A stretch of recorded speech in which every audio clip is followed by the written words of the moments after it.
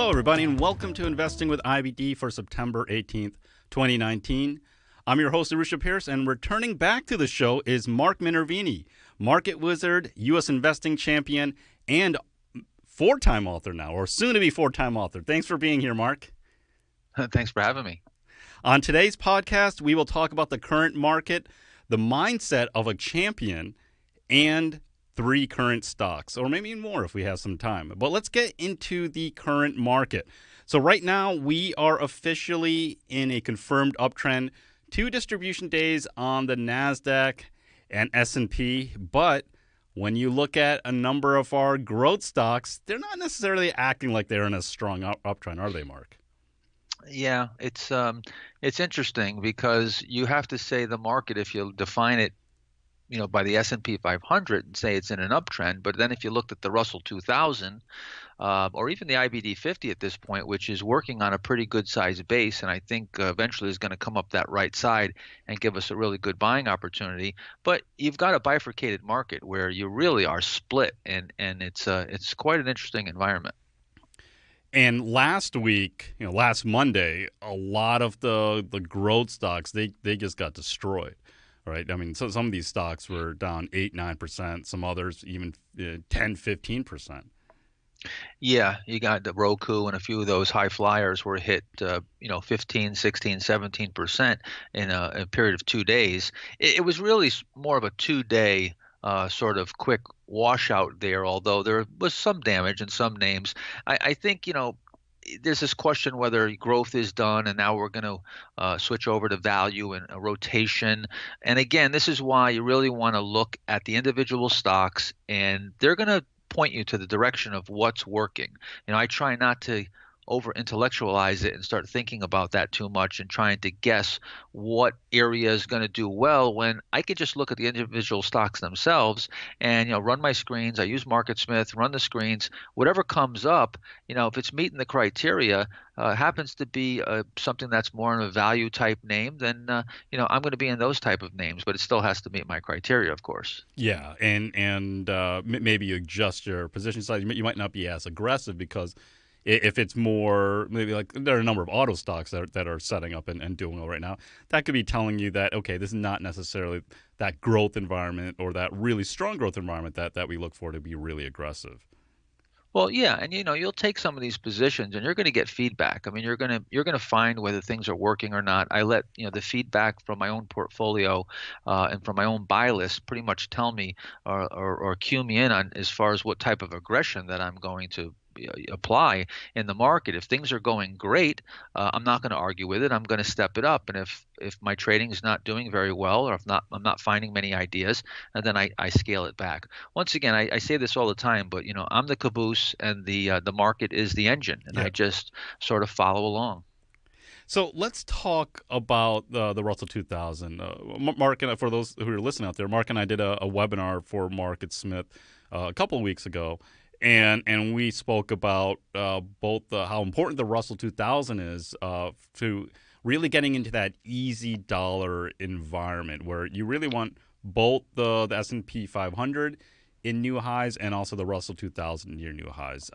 So, Mark, you mentioned about the Russell 2000 a few minutes ago. It's trying to build the right hand side or come up over the last couple of weeks.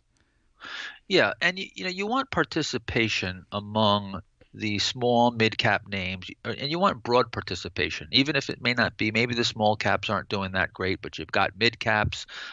Sometimes you get markets where large caps are in vogue, but the main thing is that you have a broad based rally. So I'm going to look at the Russell, and maybe you don't have to hit new highs as the S&P is breaking out, but you certainly want to be coming up that right side.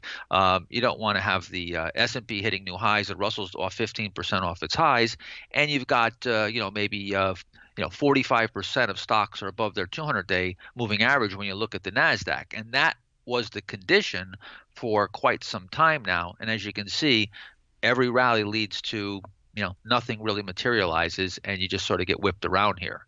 Right. And so right now we're in that hard penny environment. Yeah, I like to refer to, the market as either being an easy dollar or a hard penny environment. Whether you want to call it a bullish market, a bearish market, I just like to look at it as I'm either making money and things are working really well, or it's a difficult market where, of course, I'm gonna step back and I'm gonna scale back. And if it's a really difficult market, I'm just gonna stay in cash and wait for things to work. So let's talk about patience a little bit here, because especially for those who are newer, people feel like when you're newer to this, you feel like you can always generate money from the market. What are your thoughts on that? Well, yeah, we were just discussing this the other day where, traders feel in this false sense of control because they're looking at intraday charts and they can trade off of their cell phone, and there's very quick trading now, and there's no commission, and 1 second execution, so you get this sense of control, like you can trade every little blip in movement. But then when you look at your performance, you realize, maybe you're not so good at that, because you'd probably have a really big return if you were, and few people can do that. I recommend that for traders that are trying to trade the type of strategy that I employ, a can slim type strategy, swing trading, position trading, you get the intraday charts right off your screen and you don't ever look at them again. They're just costing you money. I mean, that's all there is to it. Trade off of the daily charts, the weekly. That'll calm down some of your activity, and you won't be in there, intraday, looking at these little blips and thinking that you can trade every move. Do you feel pressure being having to be in front of the screen all the time?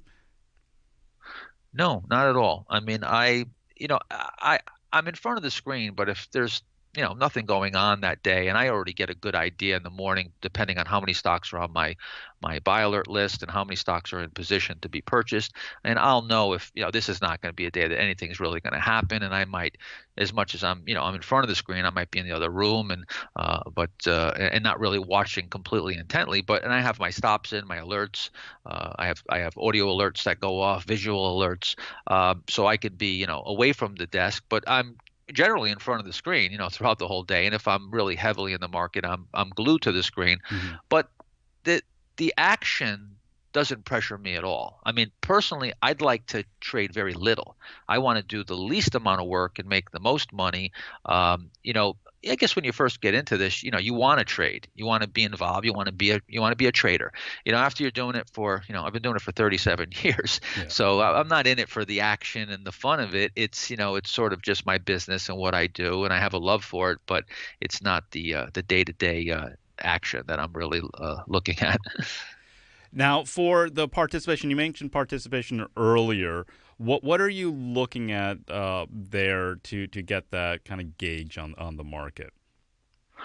Well, the main thing I always boil it down to is the individual stocks themselves. I run my screens, and that tells me pretty much everything I need to know. If I didn't have access to anything else, I could pretty much, I could probably time the market quite well just with that information.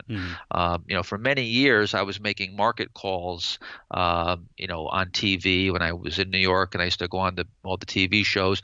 I made a lot of big market calls, bottoms, tops, and I get asked how do you come up with this? And they thought there was these elaborate indicators, but really it was just when I saw a lot of stock setups, coming out of a correction, I would be bullish, and then when there was a lot of stocks extended and that were blowing off in a late stage, I would turn bearish, and that was much more accurate than me looking at the indexes and overbought, oversold indicators and stochastics and MACD and all these things that people are using, because though when you use those indicators, they can only be coincident or lagging. Hmm. They can never be leading because they're based on the price itself. Right. So it's impossible. You can't lead the price when they're being calculated off the price. So they can only be coincident or lagging.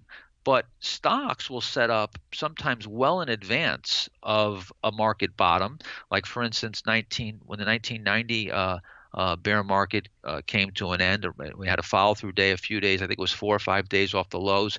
In October, stocks like US Surgical, Amgen, a bunch of these names, they were hitting new highs. And I was buying them, but the market really had not hadn't really put its running shoes on yet until I think it was about January 15th when we went to war, and then Right.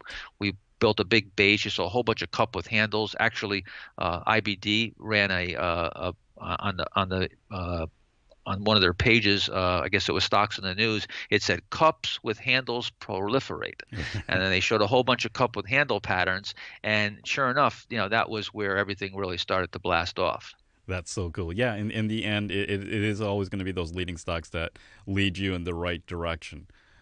So the indices are at new highs, but underneath a numbers, growth stocks are getting hit. So make sure that you're protecting yourself. And if you're trying stocks, remember to be disciplined and keep those losses small. Let's take a quick break, but when we return, we're going to talk about the secrets of creating a winning mindset. Stay tuned. Hey guys, if you really enjoy listening to the podcast every week, we'd love it if you could rate and review the show on iTunes. Your review and ratings really help out the show, and we would love to get your feedback. Thanks so much for listening.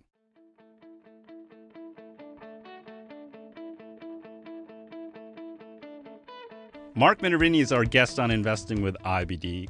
Okay, Mark, you're about to release a brand new book, and it's named Mindset Secrets for Winning. Now, the cool thing about this book, you've written 3 other books, and they're all about stocks. This one isn't necessarily about stocks specifically, but really has everything to do about trading. Yeah, well, I would say if there's any big secret behind my success uh, in trading, it's changing my mindset. Because when I started investing, and for the first several years, I did nothing but lose money, and it took me almost 7 years. I was 6 years before I was even profitable. During that time, I just had a completely wrong way of looking at things, and so I decided to study how the great traders, what they were thinking and what their mindset was, because I realized that you can try to emulate the physical movements of, say, an athlete or a stock trader, but if your thinking is not aligned with what it needs to be to implement that strategy, you'll self-destruct. You don't have congruency, and you'll end up, the thinking always wins. You always end up wherever you think, that's where you're going to go. So the mindset really is very important. And really just getting into your mind's eye and visualizing it and really believing that you can become whatever you want to be, whether it's a monk or a great stock trader.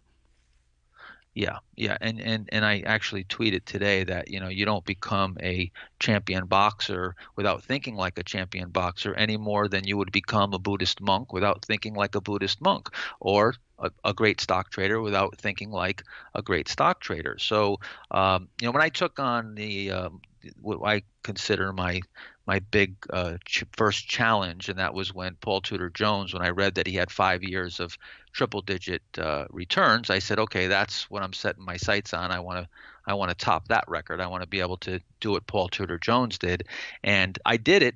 5 years later, I did triple digit returns 5 years in a row, and that's sort of what I got popularized with in Stock Market Wizard.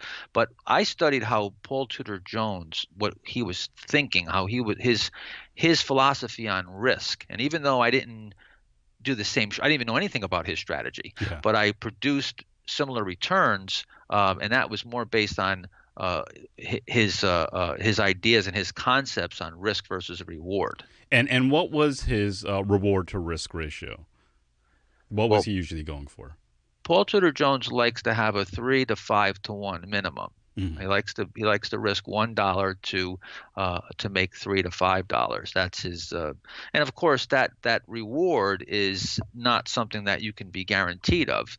That's a theoretical, or an assumption, of course. But that's what he's trying to risk, $1 for every 3, 4, or $5 that he makes on the reward side.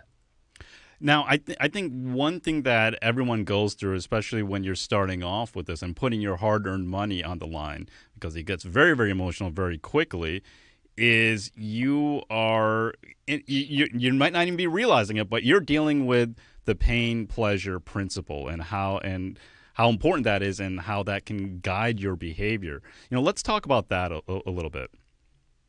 Yeah, so I discussed that. That's something that Tony Robbins has talked about for many years, and the how pain and pleasure motivate us, and just to relate it to trading. When I first started trading, I felt an incredible amount of pain when I took a loss, Hmm. just like most people do. When Right. the trade turns to a losing trade, there's this pressure and just the ego. You don't want to accept the loss. And then, of course, then the stock goes down, you sell it, it turns it back and it goes up. So the next time, you get at a loss, now you've got sort of this double fear going on, the fear of losing money, but then you're fearful that if you sell it and you turn around, it turns around and goes up, you're wrong twice now. You took a Right. loss and now it went up and you should have held it and now you're wrong twice. So I had this I had this impression that a really good stock trader had a lot of wins and they were profitable. A lot of their trades were profitable. What I found was, though, it's not really true. Some of the best traders are right only 50% of the time. In really good markets, maybe 60, 65% of the time. At least that's in my case, those are the numbers. Hmm. Probably the best batting average that I'm running usually in a good market is 65%, maybe 70% in the very best of times. So about half of the time you're losing money. So what I had to do is I had to shift and take pain and pleasure and reassign it. So where I assigned pain to losing a lot of money and pleasure to taking small losses to avoid those larger losses and pleasure with sticking to my discipline. So then when I took that small loss, I felt good that I stuck to my plan and I avoided that larger loss. And then over time, that just slowly became habit, and you were just rewarding the right behaviors. Right. And then after a while, that becomes a habit and it becomes ingrained in you. It becomes second nature. And then, you have a whole different pain pleasure. Like I said, your concept of something that was just the opposite now, that feels strange to me. For me to, I've, ingrained this in me for years. It takes a long time. Right. To be a good stock trader, you have to pull yourself outside of human nature, and you've got to. I always say when you learn to do things that are outside of human nature, you become superhuman if you can learn to get outside of those normal things that you would feel like the average person would would do.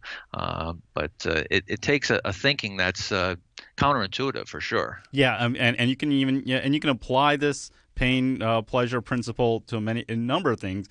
For instance, what do people do when they smoke? Right, people continue to smoke because they're not going to realize those consequences immediately. Usually, right? Right. See, immediate pain motivates you more than pain that's out in the future. So, for instance, if the doctor told you, if you keep smoking, you're going to die someday, you're going to get cancer.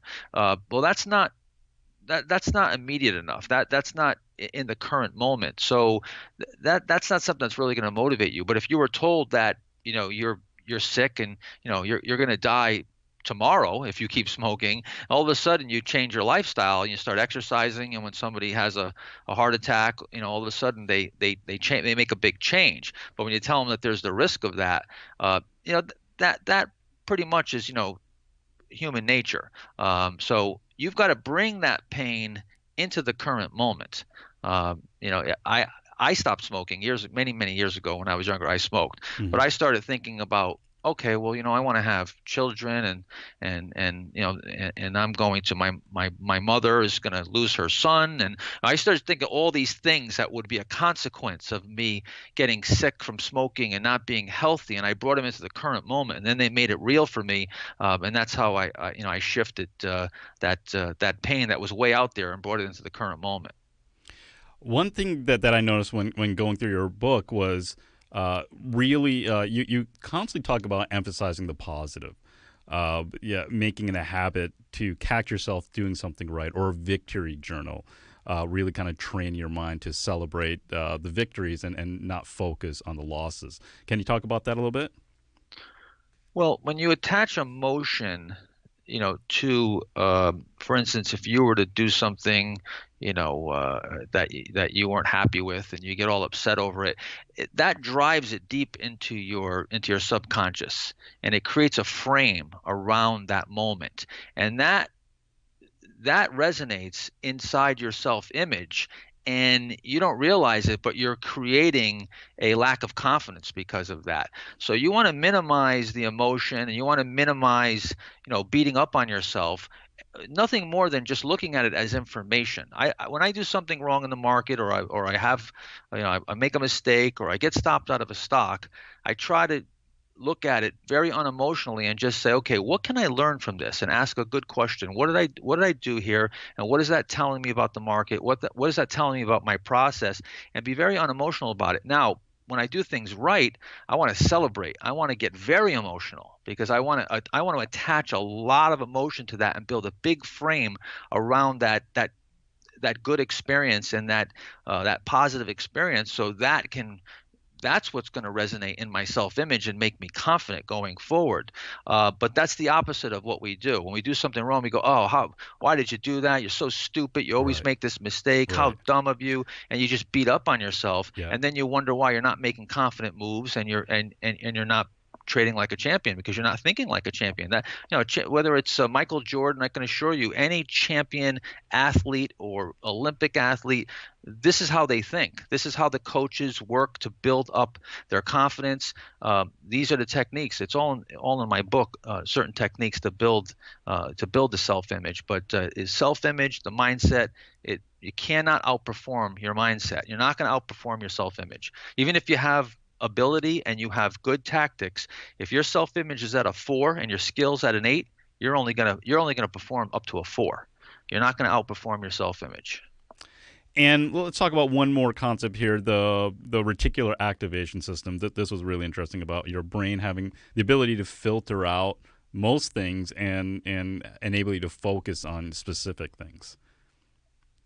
Well, the reticular activating system is pretty amazing. It's and without getting too technical on it, it's basically a filtering system in your brainstem that filters out noise and is going to present to your attention or your focus the things that uh, basically that you have determined that are important to you, Mm. are in your mental wheelhouse, if you will. For instance, if you go, did you ever notice that after you buy a car in a certain color and a certain model, you see it everywhere? Uh, you know, Absolutely, yeah. yeah, it just happened to me. I bought a pickup truck, Yep. uh, and I bought it in a unique color, and then all of a sudden they were everywhere, and I hadn't even seen it before. Uh, but that's the reticular activating system, where what you focus on, you're going to start. That's going to start showing up, and that's the law of attraction concept.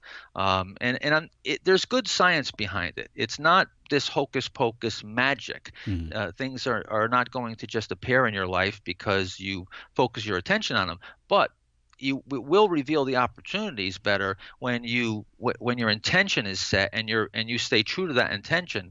And the best way to do that, and this morning, I just like I do every day, I get up and I try to spend some time in the morning thinking about what I'm going to do that day, how I'm going to present myself, in the morning to the market, and how I'm going to handle certain situations. And I sort of get that intention and get my mind set in a direction. So now when I sit down in front of my screen, I've already thought those things out, and now that reticular activating system could work for me, not against me. That's perfect. It doesn't matter what you're doing, mindset is everything and the key to success. Coming up next, Mark and I will discuss 3 stocks that are trying to set up in this market. Pick winning stocks with MarketSmith. Growth 250 shows you ideas with big potential. View charts packed with key data. Use pattern recognition to see action zones. MarketSmith by Investors Business Daily. Try 3 weeks for $19.95. We are back with Mark Minervini.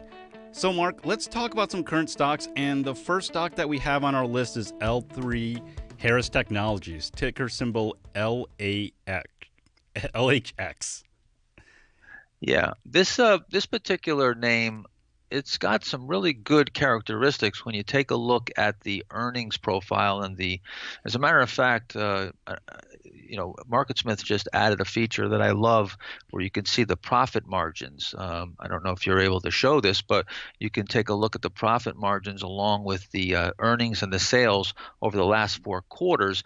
And this is a stock that has accelerating earnings, sales, and margins Yep. over the last 3 quarters. And then also, if you were to look at the earnings going back, looking at the market Smith chart here, I can only go back to 2013, but So that's far the enough. annual earnings, right, Mark? Annual On there. Yep. earnings, yes. If you look at the annual earnings, looking back 2013 up until 17, you got 1, 2, 3, 4 years or so where you were stuck right around $5. And then in 2018, it broke out. I called it a breakout year, $6.39, and now 2019 looking at 8.29, and they're accelerating. So you've got the quarterlies accelerating, you've got the margins, the sales, earnings, you've got a breakout year. So fundamentally, you have everything here on this name. Now, it got hit the other day. It was trying to move sideways here. It got hit briefly, but it had a really good close. Came all the way back and closed at the high on a day where all these high RS names got hit. So not a very big base, but holding up really well in this market. So this stock looks like it wants to go higher. Yeah, has a relative strength rating of a 92, right near new highs, and definitely fighting the trend very, very well here. Yes. Let's go to the second stock here, and this is AutoZone, ticker symbol AZO. Now, as most people know out there, that these guys are the do-it-yourself car repairs. And now, what's interesting about this is that this is one of those stocks that does well more in a recession, where people aren't expected to buy new cars and they're going to keep their cars and just keep fixing it up. And you've seen a number of there are a number of auto stocks that have been starting to get close to new highs or hitting new highs over the last few months. But what do you see in AutoZone? Well, yeah, this particular group has been sort of a bellwether. Even in good times and bad times, it seems like they keep chugging along here. It's a later stage name. It's made a big move, and I think maybe the earnings, are tapering off a little bit here in the most recent quarter. But you're setting up in a nice little cup with handle there. You're near new highs. And it still has the earnings on the table. It's pretty solid across the board. There's not much. You take a look. There's not much selling going on in that base. So I think it's a viable candidate. Yeah, nice steady Freddy. That's fighting the market or this volatility pretty well. The third stock is Lattice Semiconductor, ticker symbol LSCC. And there's some semiconductor, and they're always, this industry is always volatile, but the semiconductors are all well positioned to benefit from the 5G demand that's going to be coming over the next few years. What do you see on the chart for this stock, Mark?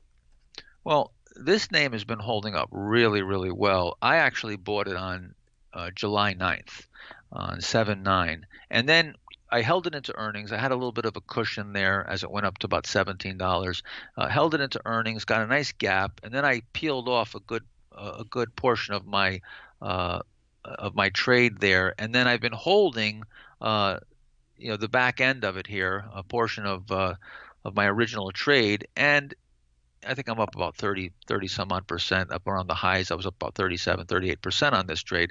But, I guess you could probably try to trade it from here if it breaks out. It's not the optimal buy point. I think the optimal buy point was when it came above that 1537 back there in July. However, holding up really well, 99 relative strength. Whenever a stock is 99, 98, 97 relative strength, it sets up in a base. I always consider it because it's telling you this relative strength being that strong and having that much momentum is telling you that something is going on. It's just a matter of whether it's going to continue. That's the real question. But something's going on here.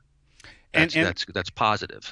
Yeah, and let's talk a little bit more about this trade too. You had that nice pop. You're up 30%, and you peeled some off, but you still continue to have some because you're just letting it ride a little bit more because that necessarily hasn't done anything wrong just yet. Yeah, and I set my stop. I can actually tell you exactly where it is at this point. It's my stop's below that 1780 area there. Okay. So if it comes down or actually below that 1794, I've got it set in the 1780s. So I'm backstopping it now. I've moved my stop up. I've already sold some into strength and nailed down a decent profit. And now as the stock moves higher, I'm moving my stop and I'm backstopping it. Not a trailing stop where it moves up with the price. A backstop is just set at a specific price, and then it sort of sits there until I decide to move it. And then if the stock moves up from here, I'll move that backstop even more. I'll move it up even more. So in the end, you're just going to let the market tell you what to do, which is a huge concept, right? A lot of people, for newer traders, after they got that gap up, they may have been getting in and out of the stock over and over again. But you're more following a plan and just letting the market tell you what to do. Yeah, I mean, the stock was extended there, and I had a pretty good gain in a short period of time. And in a market that's been tough, I'm going to take some profits off the table when I have them. Yeah, if I'm coming out of a big correction, and this is one of the very first stocks to break out, I'm going to probably hold a good portion of it, and I'm not going to sell it all. But I usually will sell some of my position if the stock gets extended and I get myself, a decent gain. If a decent gain is 20, 25, 30% in a few weeks or even a few months, that's a pretty good gain, and I'll nail down some of that profit, and that will help me finance my risk now. If the stock comes back down and moves against me, I've backlogged some profits, and now I'm sort of free rolling the trade, and I don't have much risk in the trade anymore. What do you say to people when they say, "Wait, I'm up 30% now. I don't want to sell at this point because it could go up 100% from here." Well, maybe it could. I Yeah. mean, and at 100%, it might go up 500%. So but you're going to have to at some point make a decision to sell. And if you're trying to get the high, and that's what your goal is, you're going to be sadly mistaken when you're not going to see that too often. The goal of stock trading, to be a professional trader and to increase your wealth in the market, is to make a decent profit versus what you risk, and to do it as many times as you can. And mathematically, I mean, you got to do the math. I mean, if you're a short-term trader and you were a day trader, you might be taking these very, very tiny profits, but you're going to have to do thousands of them over a year to get your annual return. And if you were a longer-term investor, of course, you're going to take larger gains and maybe even relatively larger losses, and you won't have to make as many trades. But the bottom line is your percentage of winning trades times your average gain divided by your percentage of losing trades times your average loss, and that's the holy grail, is turning that over as many times as you can based on how many trades you need to do to get to your goal. And in the end, and hopefully people are out there are hearing this. If the more you plan ahead of time, the less you leave yourself vulnerable to fall to your emotions. Yeah, well, having rules, I try to take out as much of the emotion as I can and create as many mechanical rules and quantify as many things as I can. Now, you can't quantify everything, and thank God, because if you could, there'd be no opportunity. Right. So there's a portion of this that is art, and that is takes skill. Just like you wouldn't want to see, a robot bunch of robots playing basketball, right? There's an art to it, but there's also a lot of science and physics behind hitting a golf ball, or whatever hitting a tennis ball with a tennis racket. There's physics behind it, and then there's the execution and the skill part. The market is similar to that, where a lot of things could be quantified, but it's still an art. There's still skill required. I try to take as much as I can and get as much emotion and as many moving parts out of it, and that's how I keep myself focused and unemotional in these trades. Let's try to get a couple more stocks in here. The next stock here is ARES, and another one that's fighting the trend, Mark. Yeah. So again, like many of these, they're not have really any these big bases. I'd rather see larger bases, but this has been holding up really, really well. You can see the relative strength line keeps moving into new high ground, 93 relative strength, and holding up really well even when the market was having a tough time. So again, looks like it wants to go higher. You've got an acceleration in earnings, went from negative earnings a few quarters ago to now you have positive earnings. If you look at the the 4 quarters ago and 3 quarters ago, you had an average of about 5%, 5.5% margins. Yep. Now you've got an average of about 9% That is a margins. So you're big getting jump. acceleration in the margins. You got an acceleration in the sales. So you've got the fundamentals there that are improving, and the chart's holding up really well. And one final stock, Disney, ticker symbol DIS. So Disney does not have the earnings profile that you'd want to see in a real, high octane, powerful um, growth name. However, they do have some pretty interesting things going on as far as with their content, and most people know what just happened, how they, pull their content. And I think there's some good things going on there, but I'm going to let the stock tell me if that's the case. And Yeah. at this point, I need to get above that 140 level before I get interested. You can see the relative strength line's been lagging a bit here, and the earnings aren't too good. So I'd be a little careful with this, but it is a big cap name, and if it should break out here with the market, I think it's a name that you might get a little leverage on the S&P and maybe be able to outperform the S&P on a trade. Yeah, and this one, it's slowly consolidating underneath the 50. The key is if it gets back above that 50 on good volume, now might be able to build the right-hand side of the base. Yeah, I mean, you have to kind of look and see what type of category you're in. When you look at a stock and you're deciding, what you're going to focus on, whether it's the earnings and the margins and so forth, like a biotech, for instance. 75% of biotechs don't have earnings. So if you're looking for earnings, you're going to miss a lot of the biotech names. You got to trade more on the technicals. When you're in a big cap name like this, yeah, the earnings haven't, materialized yet, but there's some interesting things happening here that they're making investments for the future, just like Amazon did for a while. Right. Everybody was bearish on Amazon and their earnings. Their earnings were down, but they were making investments for the future. Come to find out, the chart was right, and the analysts were wrong. So there are 5 stocks right there that are hanging in there during this volatile market and worth considering and adding to your watch list. So once again, Mark Minervini is coming out with a book, Mindset Secrets for Winning. And Mark, when is this book going to be available for everyone? I know they're stocking Amazon. They're stocking the fulfillment centers right now, and sometimes that takes a week or two. So we're hoping by the end of next week, but I would say within the next 2 weeks probably. But I say that with caution, because you never know. You never know. It's out of my hands at this point. So we're hoping it's fairly soon, because I know a lot of people are eagerly awaiting it. Right. And it's an excellent book. And thanks, Mark, so much for joining us today. Yeah, appreciate it. Thanks for having me. I hope it's been helpful. That's it for this week on Investing with IBD. Next week, we will have Evan Medeiros, founder of The Trade Risk, at the studio, and we're going to talk about how he automates his trading process. I'm Arusha Pierce, and thanks for listening. And for this week's notes and charts, make sure to go to investors.com/podcast, where you'll find details for each episode in the podcast episode section. And make sure to subscribe, rate, and review our podcast if you haven't already. We'd really appreciate it. You can also send us your questions and comments to investingpodcast@investors.com. We would love to hear from you and may use your comments on an upcoming episode.